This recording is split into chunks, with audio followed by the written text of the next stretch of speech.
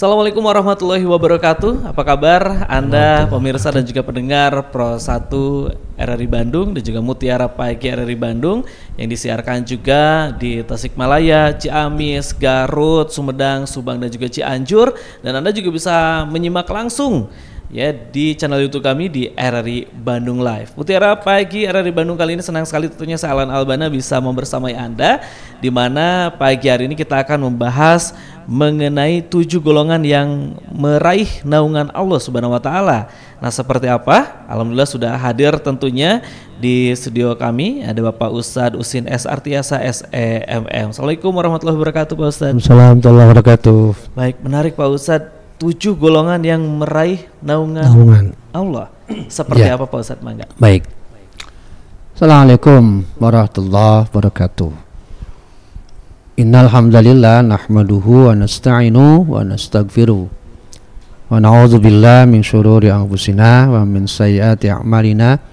May yahdihillahu fala mudhillalah wa may yudlilhu fala hadiyalah, amma ba'd. Para pemirsa RRI Bandung dimanapun Anda berada yang mencintai acara Mutiara Pagi. Pagi ini kita akan mengulas tentang 7 golongan yang akan mendapatkan naungan. Anda sebagai muslim, kita sebagai muslim pasti sangat familiar dengan doa yang bahkan mungkin menjadi favorit ya. Favorit bagi semua mukmin yang nyaris dalam sehari bisa dibaca lebih dari 5 kali. Rabbana atina fid dunya hasanah ya wa fil akhirati hasanah wa qina adzabannar. Bahkan doa ini oleh masyarakat awam disebutnya doa sapu jagat. Bayangkan jagatnya segede ini, sapunya segede apa gitu. Disebut sapu jagat. Kenapa disebut sapu jagat? Karena memuat 3 poin. 1, kita berharap kepada Allah hidup di dunia ini hasanah. Hasanah itu luas tuh, meraih kebaikan dalam arti bisa kekayaan, bisa kelapangan, bisa kenyamanan, bisa kesenangan, bisa jabatan, bisa keselamatan, bisa nggak terkira ya, dan lain-lain gitu. Karena saking banyaknya yang disebut hasanah. Tapi muslim itu tidak berpikir pendek, ingin juga hasanah di akhirat. Nah gitu ya. Tidak melulu, bagi mukmin itu nggak melulu senang itu di dunia, enggak, harus 2 gitu, akhirat masuk. Makanya dikatakan lewat doa atina hasan wa fil akhirati hasanah. Jadi artinya 2, dunia hasanah, akhirat pun hasanah. Nah, hasanah di akhirat itu sama, masuk jannah, tidak pernah ada meraih kesengsaraan, ada keberlimpahan materi, ada pasangan yang nyaman, ada turunan bisa kumpul kembali. Itu hasanah di akhirat. Termasuk yang ketiga, wa qina azabannar. Kita juga mohon kepada Allah dibebaskan dari neraka, tidak dimasukkan ke dalam bentuk penyiksaan, lembah penyiksaan yang tak pernah berkesudahan. Lantas naungan itu di mana diperolehnya oleh 7 golongan tadi? Nah, proses naungan itu diperoleh saat setiap manusia dikumpulkan di tempat namanya mahsyarun. Mahsyar secara bahasa artinya tempat berkumpul. Kalau para pendengar membaca Quran ya, akan sering mendapat kalimat ilaihi tuhsyarun gitu. Kepadanya lah kalian dikumpulkan. Makanya hari kiamat dalam bahasa Islam salah satu namanya adalah Yaumul Hasyr, hari pengumpulan, hari penghimpunan. Jadi seluruh manusia sejak Adam alaihissalam sebagai manusia pertama sampai entah siapa manusia terakhir pasti dikumpulkan di situ. Nah, saat di mahsyar itu pula dalam hadis lain dikatakan tudna syamsu minal khalqi. Matahari itu didekatkan dengan kepala manusia. Anda tahu berapa suhu derajat matahari? Ada yang menyebut 15 juta derajat Celcius. Bayangkan, jangankan 15 juta, 100 derajat saja sudah meleleh. Ini 15 juta dengan jarak dalam hadis itu 1 mil, kamik dari mil. Nah, untuk memotivasi kita, kalau yang yakin tentang peristiwa itu, untuk memotivasi kita agar tidak mengalami kesengsaraan, kesulitan yang sedemikian mengerikan, Rasul kemudian menyebut 7 golongan. Jadi kalau saya, Anda, kita semua ingin masuk kategori yang sab'atun, the 7 men gitu ya, 7 orang ini, ya kita berikhtiar. Man huwa, siapakah dia?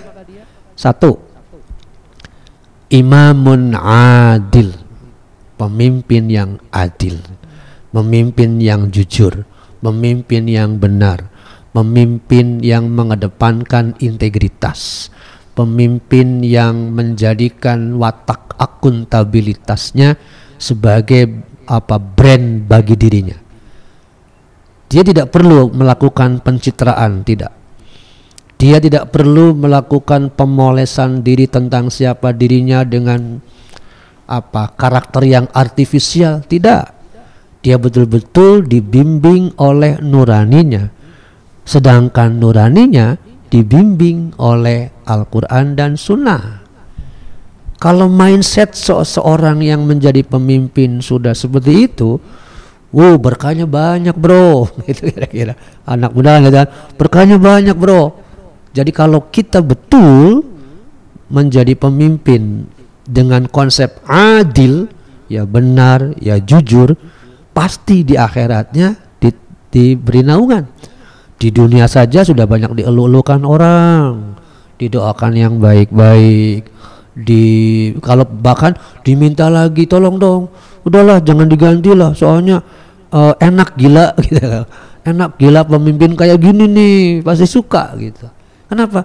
Ya karena tadi mengayomi, tutur katanya bagus, kebijakannya bagus, tahan banting dengan cemooh dan sebagainya.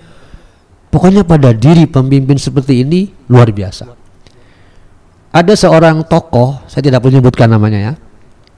Seorang tokoh yang kalau ingin menjadi imamun adil, gunakan rumus persamaan C sama C ditambah I1 ditambah I2 dikurangi SI. Nah, jadi kalau teman-teman muda nih ingin menjadi pribadi yang seperti ini, adil, benar, kokoh, miliki rumus ini. C plus I1 plus I2 minus atau dikurangi SI. Apa itu C? Kompetensi. Milikilah kompetensi sesuai Anda. Passionnya di mana? Kalau saya secara pribadi passionnya editorial, menulis, berkomunikasi, memberikan penjelasan. Saya tingkatkan tuh tentang editorial, tentang editing, tentang macam-macam. Jadi apapun profesi Anda, miliki kompetensi. Kompetensi itu menurut pakar manajemen harus memuat 3, knowledge-nya harus luas, skill-nya harus kuat, dan attitude-nya juga harus mantap. Yang kedua ditambah dengan I1, apa itu? Integritas tadi, kejujuran, rasa tanggung jawab. Ditambah I2, intimacy, keakraban. Dengan siapapun komunikasi kita bagus. Orang para motivator menyebutnya interpersonal. Jadi kita memiliki hubungan yang ramah dengan siapapun enak. Jangan pernah menempatkan orang lain di bawah kita, atau juga jangan pernah kita tempatkan diri di bawah mereka atau di atas mereka. Tidak, semuanya koordinat, satu koordinat, tidak ada superordinat, tidak ada subordinat. insya Allah itu nyaman, itu intimasi, itu akan akrab. Tetapi kompetensi ditambah integritas ditambah intimasi, harus dibuang yang keempat, apa? Self interest. Lupakan kepentingan diri ya. Belajarlah lillah, membantu siapapun, meringankan siapapun, menolong siapapun lillah, karena Allah. Itu namanya hilang self interest. Jangan ikutan seperti iklan Wani Piro gitu. Ya, kalau kita menolong orang tapi berani berapa lo bayar gua, udah habis itu. Orang yang berwatak seperti ini celaka hidupnya. Jadi lakukanlah lillah gitu, karena Allah. Itu yang pertama ya. Dari 7 golongan pertama menjadi pemimpin yang adil. Yang kedua, syabun nasya'a fi ibadatillah.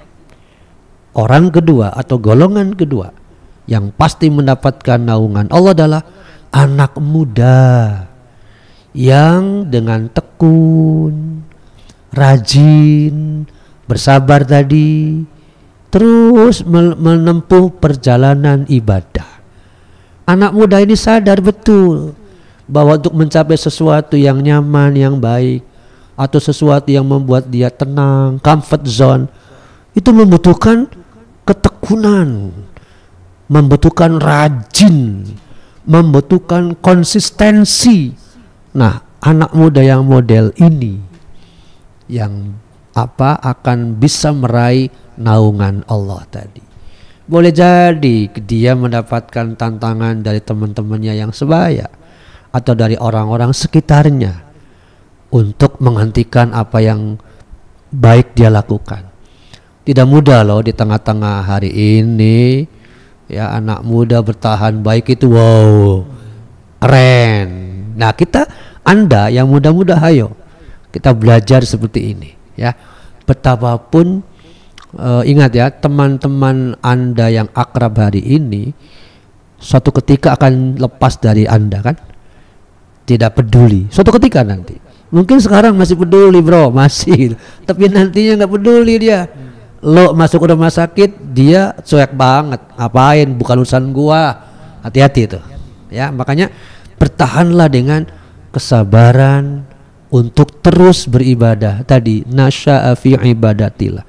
Kalau perlu circle, nah mungkin anak muda pasti paham nih, circle, lingkungan, lingkaranmu itu adalah lingkaran orang-orang yang baik. Syekh Ibnu Athaillah memberi kita pedoman, janganlah kamu jadikan kawan orang yang ucapannya, orang yang keadaannya tidak membuatmu semangat beribadah. Jadi kalau Anda teman-teman muda melihat ada teman-teman yang sebaya dengan Anda melakukan hal buruk, udah tinggalin aja, dia akan sangat berbahaya. Dia itu the toxic man, kira-kira gitu. Dia itu manusia yang toksik, racun, udah tinggalin. Jangan ragu meninggalkan mereka kalau ingin syabun nasya'a fi ibadatillah. Cari circle yang baik-baik. Masih banyak kok anak-anak muda yang hebat, yang berprestasi, yang pergaulannya baik, yang keilmuannya baik. Ketiga, siapa lagi yang mendapatkan naungan pada hari akhirat? Adalah orang yang rajulun qalbuhu mu'allaqun fi ibadatillah. Orang yang hatinya terikat, terpaut dengan masjid. Sangat jarang, tapi alhamdulillah ya, belakangan begitu banyak anak-anak muda yang mencintai masjid, maka peduli. Lihat bro, di Sukabumi sana kalau nggak salah ada masjid yang ngurus anak muda bro. Ikuti kayak dia tuh, itu namanya ini rajulun qalbuhu mu'allaqun bil masajid. Anak muda dia terikat tuh dengan masjid, dia peduli. Masya Allah, masa lo kagak ikutan tuh? Kita coba ikut seperti mereka. Lagi-lagi saya katakan, mahasiswa sebagai bagian dari anak muda harusnya begini. Dia kuliah, pulang dari kuliah ambil tuh masjid, ajak anak-anak remaja atau anak-anak kecil, ajari mereka tentang berbagai hal. Kalau perlu ajari dia baca Quran, tapi tentu Anda bisa dulu. Itu sama, mengabdi masyarakat, pasti hidup kita terarah dan dunia. Ketiga, ya, keempat, rajulani tahabba fillah ijtama'a alaihi wa tafarraqa alaihi. Yang keempat yang dilindungi atau mendapatkan naungan Allah adalah dua orang berkawan atau bersaudara atau bahkan saling memperhatikan, tapi niatnya karena Allah, berkumpul karena Allah, bersaudara karena Allah, kalaupun pisah karena Allah juga. Praktekkan ini, berkumpul berkawan karena Allah, bukan karena duit ya, tapi berpisah pun karena Allah. Dulu kalau tidak salah ada lagu dangdut yang dinyanyikan oleh seorang raja dangdut. Kalimat lirik syairnya itu begini: mencari teman memang mudah kalau di meja makan. Maksudnya apa? Kalimat ini menunjukkan bahwa mencari teman, mencari kawan yang sifatnya hura-hura atau bersifat material itu sangat mudah. Tapi mencari teman saat Anda kering, saat Anda, kata orang Sunda, saat Anda garing, teboga duit, nggak punya uang, sulit biasanya. Artinya justru teman yang datang sementara kita mengalami kesulitan, itulah teman sejati. Justru teman yang datang saat kita berlimpah itu dusta. Karena boleh jadi dia datang dengan self interest kan, dengan vested interest, dengan maksud tertentu, mungkin berharap lo bisa berbagi ke dia, bisa jadi. Nah, makanya bagi orang mukmin berkawan, bersaudara, berkumpul itu lillah, karena Allah, bukan karena materi. Berpisah pun demikian. Ini sulit karena takaran hari ini kebanyakan mengacu pada seberapa banyak kita bisa memanfaatkan orang lain. Ini bahayanya. Jadi berhati-hatilah berkawan. Jangankan sesama anak muda, apalagi politik tuh, lihat. Betul kan? Coba lihat. Betapa berat dan sulit berpolitik. Sehingga karena saking sulitnya banyak orang yang apatis. Padahal nggak boleh. Kita berpolitik tujuannya mengabdi kepada masyarakat. Karena kita dipercaya, ya sudah lanjutkan. Hanya saja memang harus maksimal menjaga keistiqomahan. Sebab tidak sedikit kan orang yang terjungkal gara-gara politik lantaran keliru, dia berkawan keliru, berpartai keliru, menjabat pun keliru. Itu yang keempat. Yang kelima, kalau kita ingin mendapatkan naungan pada hari, tidak ada naungan kecuali naungan Allah, adalah rajulun da'athu imra'atun zatu manshibin wa jamalin faqal inni akhafullah. Apa tuh maksudnya? Orang yang keenam, yang kelima yang mendapatkan naungan Allah adalah orang yang hatinya sudah tertarik pada seorang perempuan, sudah mencintai, meskipun dia belum tahu apakah perempuan itu mencintai dia atau tidak, sudah menyukai perempuan itu karena kecantikannya. Lalu kita sudah hampir bermaksiat dengannya, tetapi perempuan itu mengingatkan Anda, Kang atau Mas atau apalah panggilannya, kalau Anda ingin menyebadaniku, halalkan dulu, atau takutlah kepada Allah. Wah, hebat tuh perempuan. Lalu Anda mengatakan, ini akhafullah, aku takut kepada Allah, dan tidak jadi bermaksiat, berarti Anda keren, cool man. Kenapa? Karena Anda berhasil mengelola diri. Ini akhafullah. Mungkin saja Anda bergetar tuh, emosinya bergetar, Allahu Akbar, astagfirullah. Kenapa? Karena diajak maksiat tapi Anda berani mengatakan tidak. Inilah yang disebut dengan say no to free sex. Nah, say no to drugs. Katakan tidak untuk seks bebas. Katakan tidak untuk narkoba. Itulah inni akhafullah. Tapi boleh jadi Anda harus siap dicemooh oleh teman Anda sendiri yang sehari-harinya dekat. Ah, bodoh loh, manfaatin loh, mumpung ada itu. Gimana sih loh? Wah, itu hati-hati. Anda pasti dapat itu. Cemoohan dari orang, padahal Anda sedang berdiri tegak untuk tidak mau terjebak dalam kemaksiatan yang sama. Ini teman Anda ini setan kalau dia bilang begitu. Kenapa? Orang Anda sedang berbuat istiqomah, kok malah dia menyebut Anda bodoh. Tapi jangan kaget, jangan heran akan selalu ada orang semacam itu. Yang keenam, kalau kita ingin menjadi bagian dari orang yang mendapatkan naungan, harus masuk ke yang keenam. Apa? Rajulun tasaddaqa bisadaqatin fa akhfaha hatta la ta'lama shimalu ma tunfiqu biyamini. Sedekah dengan tangan kanan, tangan kirinya seolah-olah tidak tahu. Maksudnya apa? Maksudnya ungkapan ini semangat bersedekahnya tinggi, pada saat yang sama dia tidak mau terlihat orang. Jangan sampai seperti oknum-oknum sosialita gitu kan, nggak semua sih ya, maaf ya, nggak semua. Tapi nggak sedikit juga loh sosialita yang sedekah rajin, tapi mana kamera dulu, kamera, hati-hati itu bisa ria. Sebab apa? Sodako itu seperti ini. Sodako dengan tangan kanan, tangan kiri nggak usah tahu.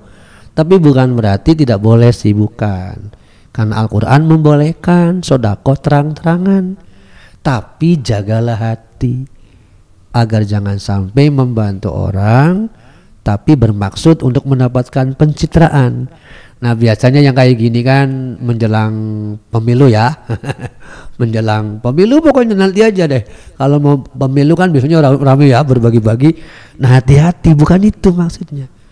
Melainkan kita harus berprinsip pada bagaimana sedekah itu lillah karena Allah, full pengabdian ke masyarakat.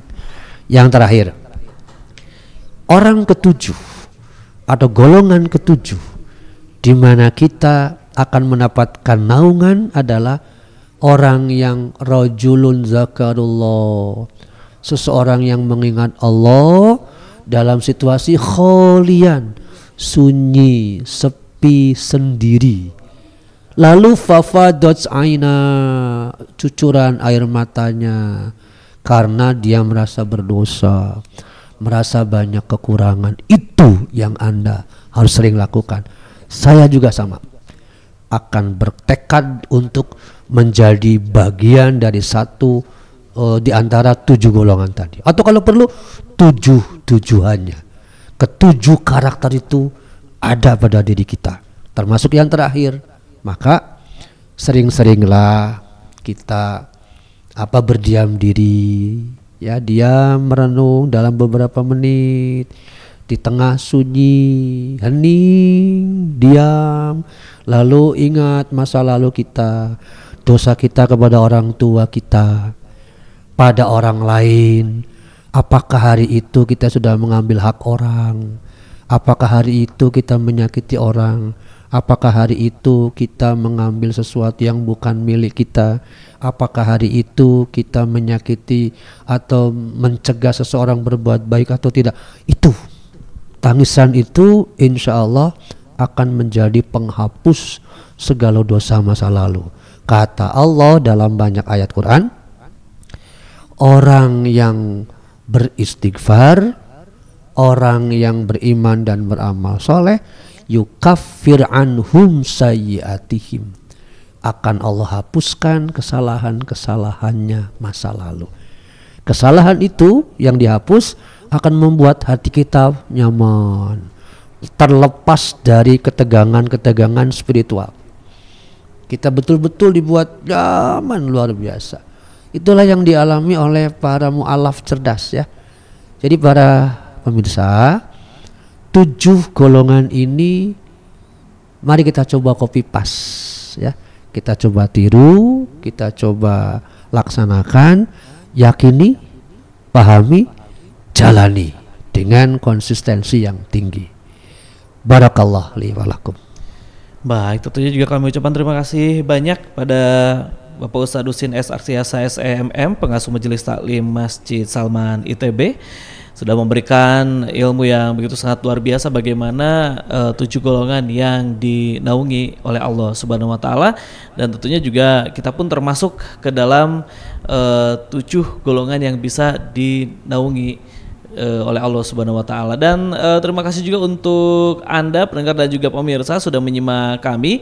Anda juga jangan lupa bisa juga cek channel YouTube Anda, tinggal di search RRI Bandung Live, dan jangan lupa di subscribe agar Anda bisa mendapatkan berbagai informasi.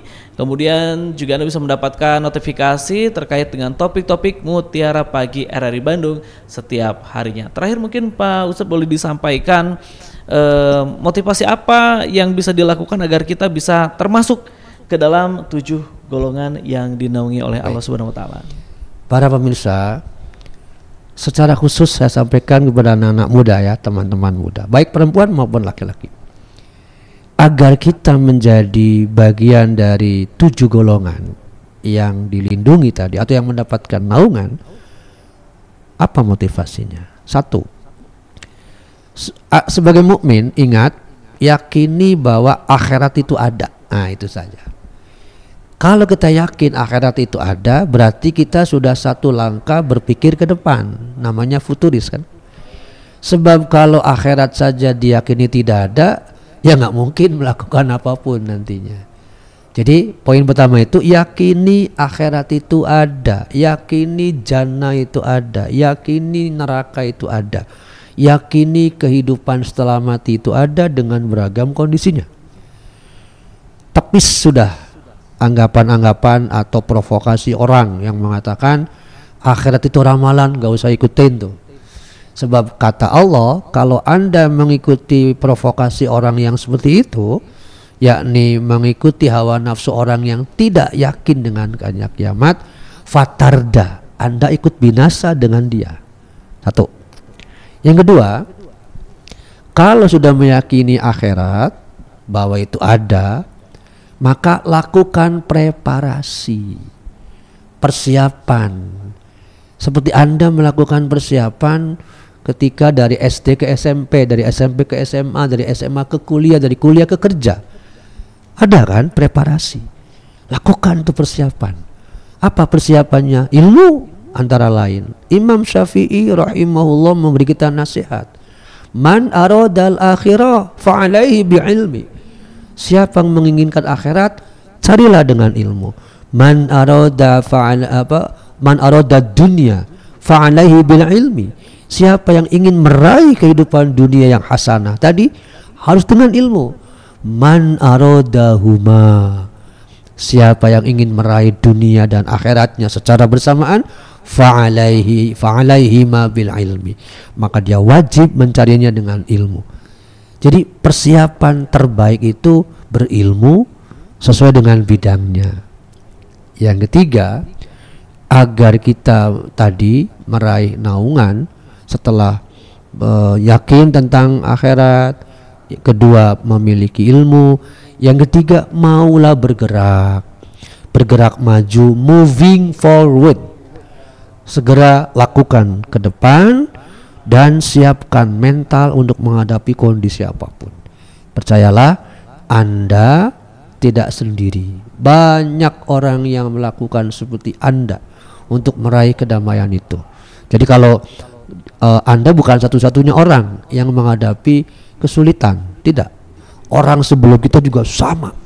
Jadi bercerminlah dari mereka, orang-orang yang hebat untuk melakukan hal-hal yang positif. Semoga Anda, kita semua insya Allah termasuk orang yang mendapat naungan. Terima kasih.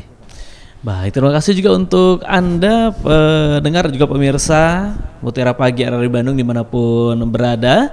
ya sudah menyimak kami melalui channel YouTube RRI Bandung Live maupun juga mendengarkan melalui siaran terestrial kami, dan mudah-mudahan kita termasuk orang-orang yang dinaungi dalam lindungan Allah Subhanahu wa taala. Saya Alan Albana pamit undur diri dari ruang dengar Anda, sampai berjumpa kembali di Mutiara Pagi RRI Bandung selanjutnya. Assalamualaikum warahmatullahi wabarakatuh. Assalamualaikum warahmatullahi wabarakatuh.